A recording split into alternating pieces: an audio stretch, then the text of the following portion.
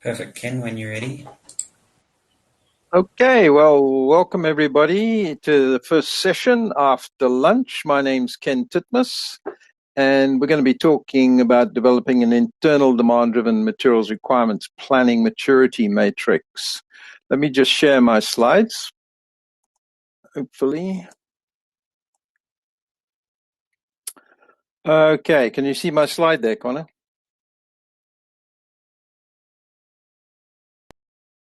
Hello? Yes, Ken, yeah. It's up. It's up. Okay, fine. Thank you. All right, so we're going to be talking about implementing DDMRP in Africa. I was involved in a project with Coca-Cola Beverages Africa about a year or so ago, implementing DDMRP in ultimately 9 countries. I have with me this afternoon two of the people that were involved in that implementation. And we've got Josephine from CCBA in Uganda, and I've got Leo from CCBA in Mozambique. And they're going to be talking after me. I'm just going to talk a little bit about the generic implementation process. How easy or how difficult is it to get into a DDMRP implementation? Josephine's going to talk a little bit about her implementation in Uganda, some of the challenges that they had. And then Leo's going to take over and start talking about the next level. They've started to put a maturity matrix together for CCBA. Not all the countries are at the same level at this moment in time. So let me just have a look at the generic implementation. The implementation we did with Coca-Cola in Africa, currently there's 9 countries that have gone with DDMRP. And in those 9 countries, there are somewhere in the region of about 90 manufacturing and distribution sites across the continent. There are about 40 planners that are using the system to plan materials in the DDMRP system. And in total, there are about 10,000 SKUs in the system and about 7,000 bills of materials. Now, the whole system sits in one instance within a cloud-based software. And it means that anybody in the system can really look at what's happening across the continent. It means that somebody at a high level could be looking at all the countries that have implemented. They could be looking at a single country, or you could be looking at a single entity like a manufacturing plant or a distribution center. So it means that anybody and everybody has got access, if you've given them access, to have a look what's happening. The beauty of this is also that those people that are implementing, because it's cloud-based, we don't actually have to go to the site. We can see exactly what the site sees as well. So let's just go back a little bit and talk about how easy is it to get started. Well, many of you may have attended a few presentations, and I've done quite a few myself on an intro to DDMRP. And you may have attended some of these presentations, and it may have awakened some interest in you on the subject. What I would suggest you do is go to the Demand Driven Institute website. That's demanddriveninstitute.com. And there you will find many case studies, and there's a huge amount of information on there about the DDMRP process. And once you have some curiosity and some questions, you might wonder how this system might work for you. Well, if you have some interest, you can always contact us. And one of the things I do quite a lot of is introducing a company to the methodology using an introduction. So what I like to do is within your company, get the management team together. And we can give them a free 1.5 hour intro to the demand-driven process. And we can have some discussions as to how it might work for you. Once we've done that, if you need a little bit more information, then what I would suggest you do is get your core planning team together. These are the people that are doing procurement, shop floor planning or distribution planning, people involved in inventory management or materials, warehousing, for example. Get them together, and we can also give you a free 3-hour basic training workshop where we go into a little bit more detail than you'll get in the introduction, but you'll get a far better understanding of the 5 components of DDMRP. Other things we can do is to take some of your past demand data. So maybe just take one of your warehouses, for example, get the past demand data for the last year, and we can put that into a simulator. And we can simulate how the buffers would have reacted last year based on your actual demand data. And we can see what benefits that you might get from putting in a DDMRP implementation. As far as right-sizing your inventory, most cases people have too much inventory, and so we find we get an inventory reduction. But I think the key of DDMRP is improving customer service and then right-sizing your inventory. Once you've done that and you can see some opportunities, you might say, well, let's start looking at putting an implementation plan together.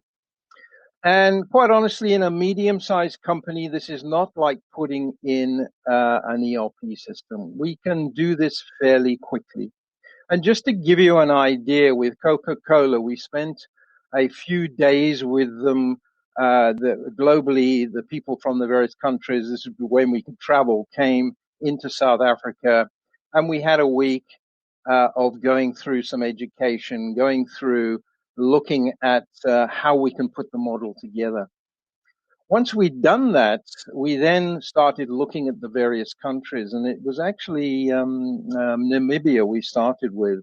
And we went there and spent about 3 or 4 days in Namibia, looking at a model for them, looking at what the requirements were going to be as far as data was concerned.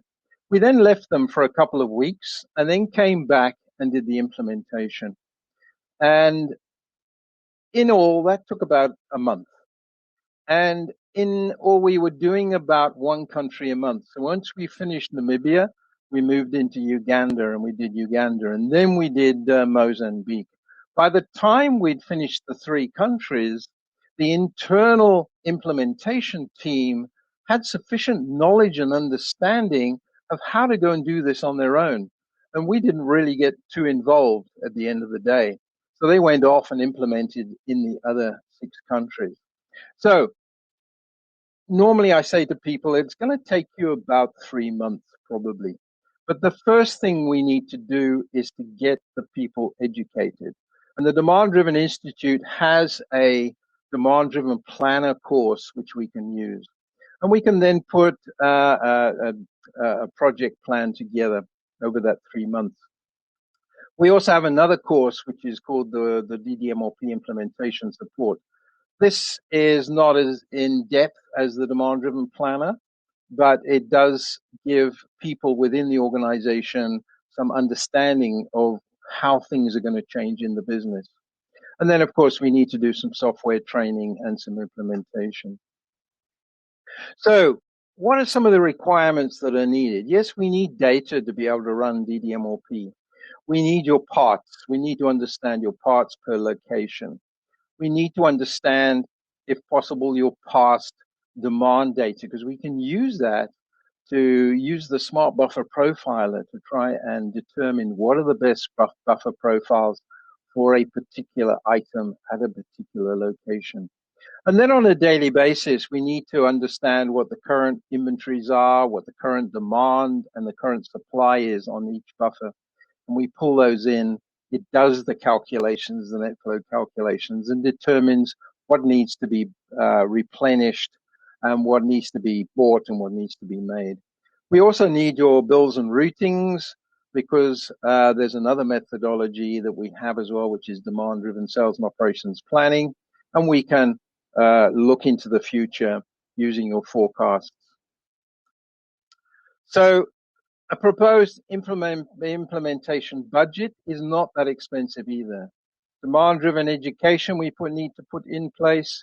We need to get some software. Most software is cloud-based, subscription-based, and it's based on the value of the inventory which you're going to be managing, not necessarily how many users you've got or how many sites you've got.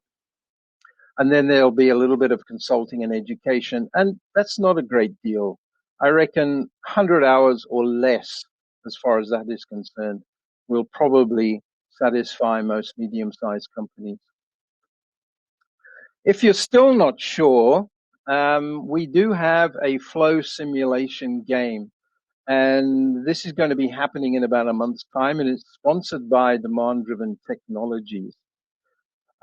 Many of you may have played the MIT beer game, which demonstrates the bullwhip effect. So what we do is in the first round, we demonstrate this bullwhip effect. And in the second round, we then put buffers between these entities, and we can see how it mitigates the bullwhip effect in the supply chain and how it could benefit your particular supply chains. There will be some more information about this later on, but there's only 36 spaces available.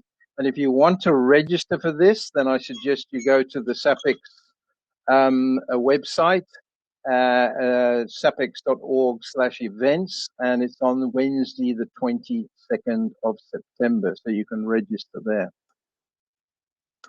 So now you're ready for your no-go or go decision. Most people decide to go, I would say. And then what we can do is have regular support. And this is one of the things we've done with Coca-Cola over the last few months, or last few years, in fact, is that on a regular basis, on a Wednesday, we always have a meeting. Anybody in the country in Coca-Cola can come onto that meeting, and we can support them. They can ask questions.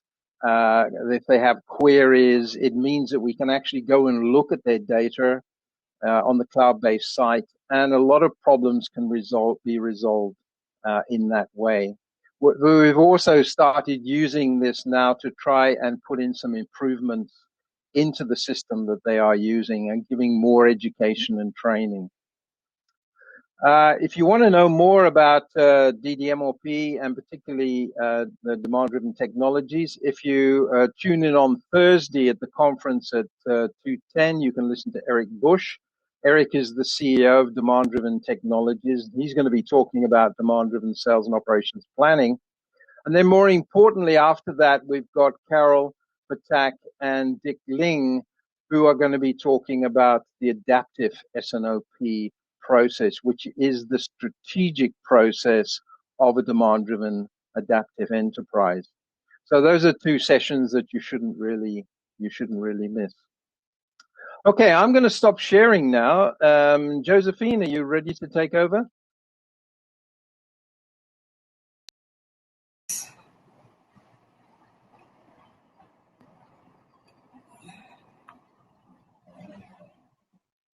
I'll share mine.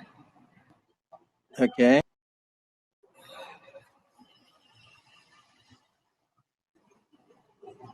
Are you able to see my screen? Yes, I think we can. Yes, we can. Yes. All right. Thanks, Ken, for that phase of presentation, and greetings to you all. I'll take us through the challenges of implementation, particularly in Uganda, and how we overcame these challenges. Our implementation process was a fast one. This took us about 5 days to accomplish. We started with the full master data review, where we, like Ken explained before, we mapped all our materials. We have about 4 plants. So we mapped all those materials to our existing ERP system, which is SAP in this case. And then we went on to upload this master data into our DDMRP system that captured initial buffer profile configurations that would be the buy, the distribute and make items for our manufacturing process. And then finally, that took us to our planning priorities focus, where as planners, we are focused to look at the critical and high alert items for execution with our daily order recommendations coming through our DDMRP system. Looks like a simple, straightforward process, but this brought a few challenges that we'll see in our next slide and how we overcame them. So moving on, pretty much the challenges were evolving around stabilizing our data because it was our key component into DDMRP. With the historical data horizon capped at 12 weeks that we were initially working with, we realized that we had to stretch this beyond the 12 weeks in order to capture history of infrequently used items, such that we could also map these and also create buffer profiles for them. Then we had also the data uploads and reloads followed by the cleanup, because as you review the process, you upload data and then you review accuracy of that data in terms of order cycle, in terms of lead time, in terms of minimum order quantities, order multiples as well, in regards to the different raw materials that we're working with, as well as finished products for the 4 plants that we were implementing this tool for. We also encountered an issue to do with forecasted daily usage being different from the actual usage that was actually happening.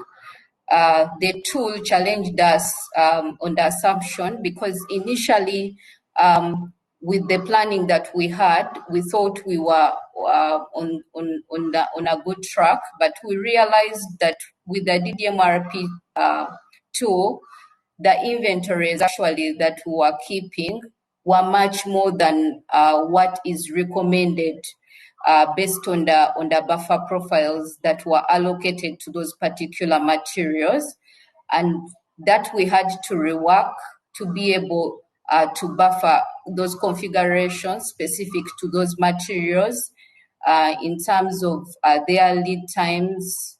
Some of them would take about 75 days. Then others would be as short as 7 days because of internal supply replenishment in country for the materials that are available locally. So we had to do all that to ensure that our expectation versus reality was actually coming close. Then also we encountered issues to do with buffer allocations, because as you run through the materials through this system, automatic buffer profiles are allocated to these materials. But we realized that some materials were actually left out, and we had to manually create those buffer profiles for those materials just to ensure that all of them are being captured at the same time and consistently reviewed to the accuracy that we needed to move. Then in terms of obsolete materials, we had a number of them that actually came through the portfolio complexity that we had, that with the infrequent usage of these materials and when you track backwards through the historical horizon, you realize that this is probably a material that has been used like once in 2 years. Then we realized that we had to actually reassess whether we really needed this material for the balance of year or going forward, or we can actually change it for another or swap it for another. So those were the options that we're looking into. Then, of course, the data review and cleanup is a consistent repeat, because actually, since the supply chain is too rapid and there is a lot of variability, we realize that this has to be a consistent and constant process to ensure that the master data is accurate, to give us the right information and the right order recommendations that are required to pull through. So move on to how we overcame these challenges. We mapped these to actually consistent and continuous education. One was taking meaning, talking the DDMRP lingo, understanding the vocabulary involved, learning it, disseminating it, and actually be able to cascade it to the wider team, because we have the short flow team that supports the manufacturing, and also the distribution team that supports the distribution of these products across these plants. We also went into the willingness, where we engaged the different functions into the benefits of what DDMRP system can actually bring to the table, the benefits, the high service levels of DDMRP, as well as the inventory reductions of about 30 to 40%. That the team and the entire functions across the business bought into. Then also the logic. These are the interventions in the buffer adjustments. This is really a support function, and it is entirely to the planner activity controls, where you find that you have to run the advanced planning module to be able to see the order recommendations. That's for the high and critical items, such that these are followed up to execution to ensure that there is no exposure in terms of out of stock on finished product and raw materials, as well as working capital, to ensure that you're keeping optimal inventory at any point in time. Then we went on to the ability that is building on the system resilience, that with the demonstrated elasticity during the COVID-19, that gave us an option of adjusting lead times to ensure that the lead times are actually captured in due time, for us to be able to maintain our stock cover with no exposure, and for continuity of the business without interruption. So that is what we went through in overcoming all these challenges. Moving on, we'll look at the results that came through. That dark black line is our target inventory. Then the purple line that is running across is the on-hand inventory that we are holding. So for the last 12 months of our finished goods, you realize that this is a buffer trend for our DDMRP system. You realize that we have been stable for the last 8 months. As you see, the first about 4 months were unstable because you see the inventory, the target inventory was higher than the on hand. Then you see as we got along, the target inventory came closer to the on hand, and we are realizing stability at this point in time. So that has improved because of data quality and of course buffer optimizations that are ongoing. So the cleanup has to consistently happen for you to realize accuracy in this system. Yeah, thank you very much. I'll now hand over to Leo to take us through the next phase. Thanks, Josephine. I'm just going to share my screen now very quickly so we don't lose any time. Okay. Connor, will you let me know if all looks good?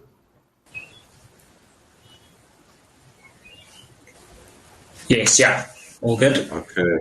Okay. So this is the next step for us. So we've had all these implementations in the country, and they all started at different times. So obviously every country is sitting in a different place right now. And the question for us is really what happens next?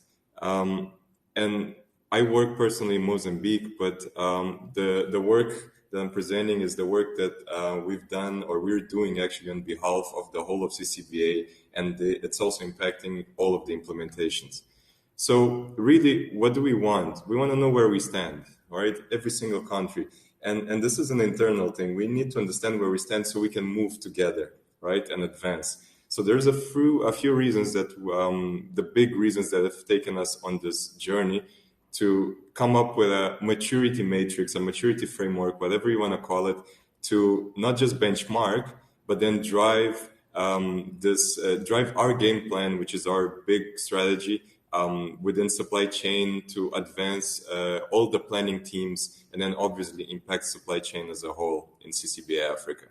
So number one, we want to know where we are, right? And then that all has to align to the big, sort of demand-focused supply chain.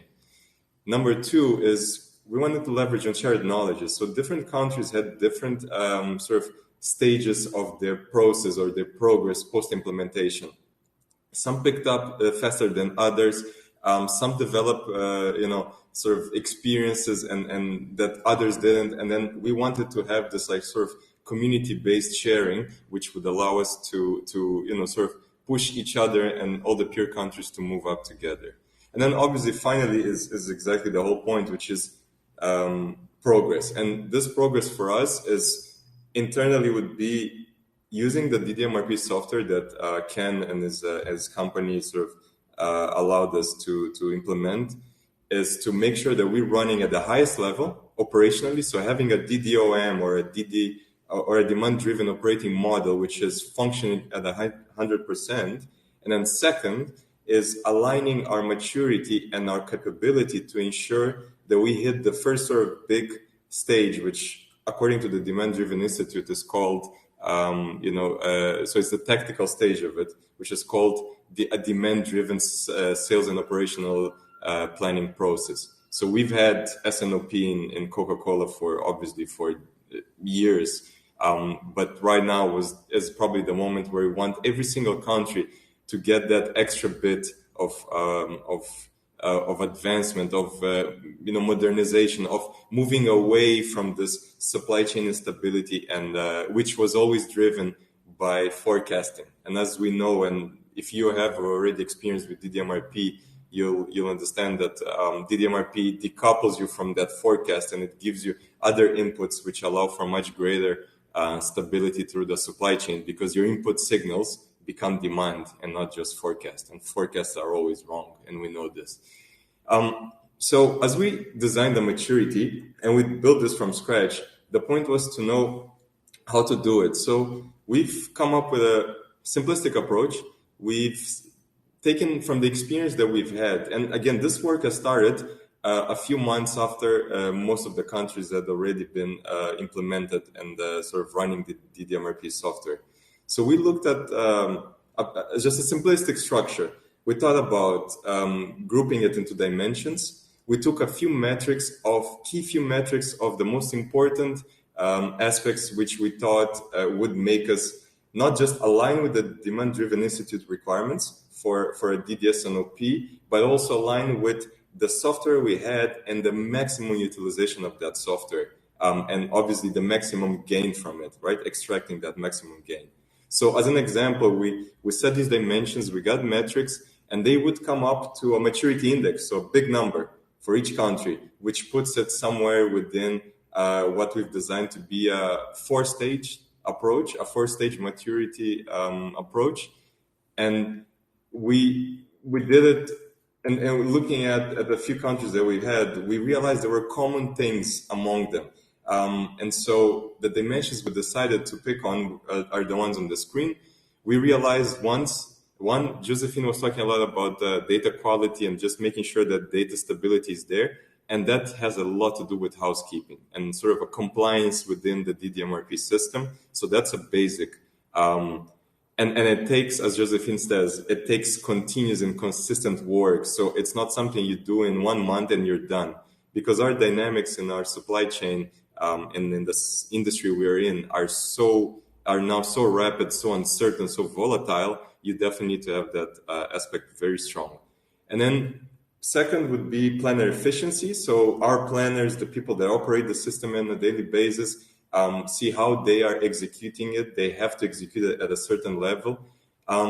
We obviously realize that complexity management, so the portfolio complexity, is something very connected to DDMRP in general. I mean, we're talking inventory levels and we're talking working capital, but then we're also talking about materials that get left out, materials that are actually just putting in noise into the system, and they're actually not as used as we expect them to be used. So there's an aspect of that, and obviously an aspect of education, which is really about making sure that the more tactical and especially the more strategic considerations are taken by not just the planners, but the managers of each country. So planning managers of each country, when they operate the system and when they use the system in their supply, in their sales and operational planning processes.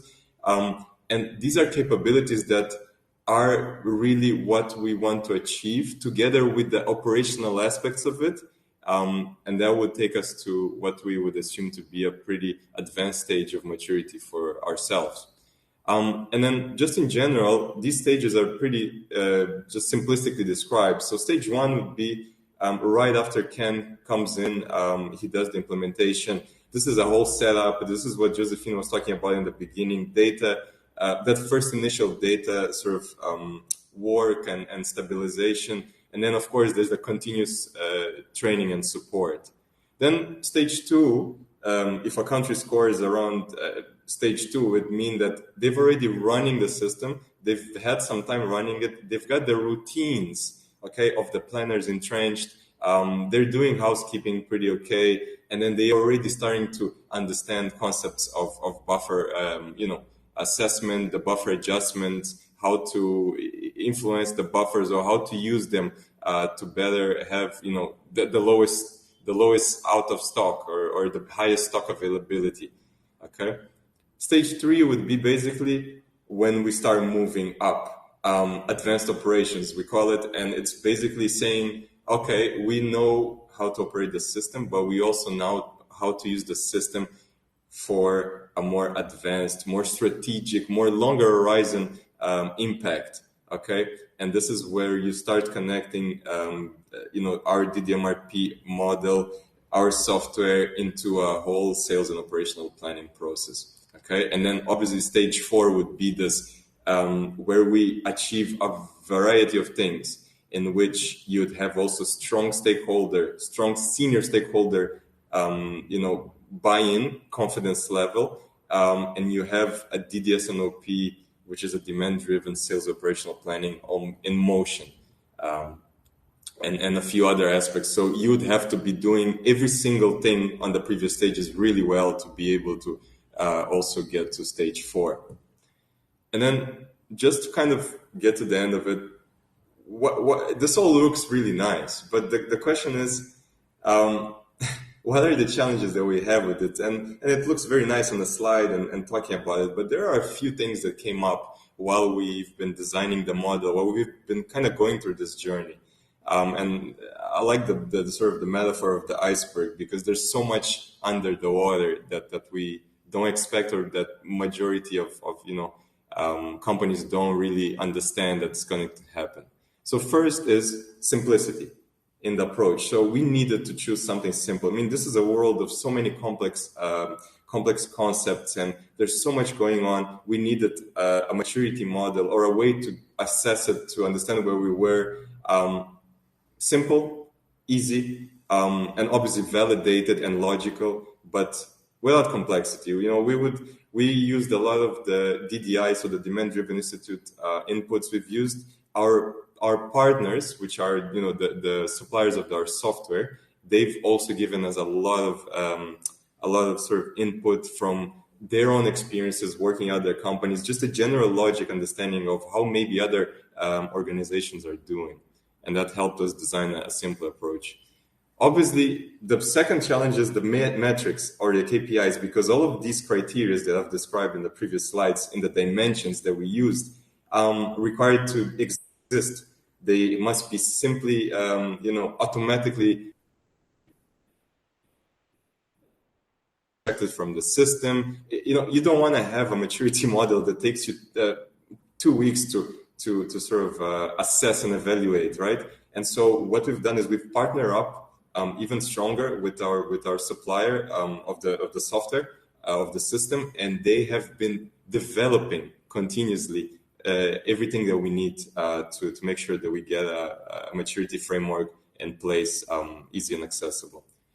Setting realistic goals, pretty key. Seems simple, but not really. These things take time, and they take longer than 6 months. And the maturity that you expect from within those stages that we've designed requires around about a year or 12 months of work, of properly focused work. And so we need to really very strongly put every single expectation, just be very honest with the stakeholders, be very honest with our in-country senior management teams, and with this Coca-Cola group, which that the process is actually a huge journey, which is really about transformation. And this transformation comes from the fact that you need to build a lot of trust in the system. This is not just a planning team thing. This is a whole organizational change. And so there's a lot of connection and strengthening of the concepts that you need to bring into the exposure of senior stakeholders, senior management, and also expose the DDSNOP or the SNOP connection to demand-driven planning. Okay, and then to finalize, what are we doing next? In actual terms, we're now going to be soon running the maturity assessment. Okay, we're getting the model validated. My clock is already ticking, and together with the continuous education, right, that we've been doing, and we're gonna start closing those gaps. We know where the countries are, what is missing, and eventually you're getting into the point where we're going to be. We want to be comfortable and say that all of our countries are running at the DDSNOP highly 100% functional level. Okay, and that would eventually take us to another challenge and another roadmap, another journey, which would be eventually getting to an adaptive SNOP. Okay, thank you very much. Thank you for hearing us, our experiences, and we're pretty much open to questions that you might have. Leo and Josephine, thank you very much. we don't seem to have any questions. So either you've done a brilliant job or a lousy job on the question. But for anybody that's still hanging in there and listening, if you go into the handouts, you will see that there is a handout there on the flow simulation game, which I spoke about earlier. So you can download that information. And as I said before, go to the SAPEX website and go to events, and you'll see the flow game on there, and you can register. And as I say, there is a limit. We're only going to have 36 people, or only 36 people can join in the game. And yeah, hopefully we can see you there. Let me just check if there's any questions again. There don't seem to be any questions. So thank you very much for attending. The session has been recorded, so you'll be able to listen to it again. And I believe you will be able to get the copy of the slides as well. So, any last words, Leo, Josephine? I think, Ken, for anyone that's listening or just kind of being sort of exposed to DDMRP through us, it definitely is something you need to consider as you're going into this extremely volatile context that we're living in. Try it out. Also, understand that the solidification between the provider or the supplier of your system is extremely key when you want to do continuous improvement. So if you choose something that you just want to implement out of the box, it's the wrong approach. You really need to consider a much more longer sort of journey together, and you need to choose someone really strong to be able to, flexible with proper support, a proper sort of technological advancement to be able to support you in the journey that you will have, because DDMRP is going to absolutely rock that boat, and so you need really strong partners next to you for that. Thanks, Leo. Josephine? I agree with you, Leo and Ken. From experience, recently with the pandemic offsetting us, we realized that if we didn't have a strong monitoring system that actually works best for us to have other recommendations come through with no strain, it's really a demonstrated support in terms of planning, replenishment, and of course, managing the working capital. I would recommend companies to consider this. The better part is that our clients or our partners consider a support system. This can be tailored actually to match your needs for your particular line of business. So I would really, really recommend that you take on DDMRP as part of the system. Thank you. Thanks, Josephine. So if any of you want to know more, you can visit the Demand Driven Africa exhibition stand. Leave your card there or leave a message, and we can get back to you at some stage. So next session starts at 20 past, and it's a keynote with Daniel Stanton. So hopefully we'll see you around in the lounges or on the exhibition stages sometimes. Thanks, Leo. Thanks, Josephine. Keep well, everybody. We'll see you at the next session. Thank you.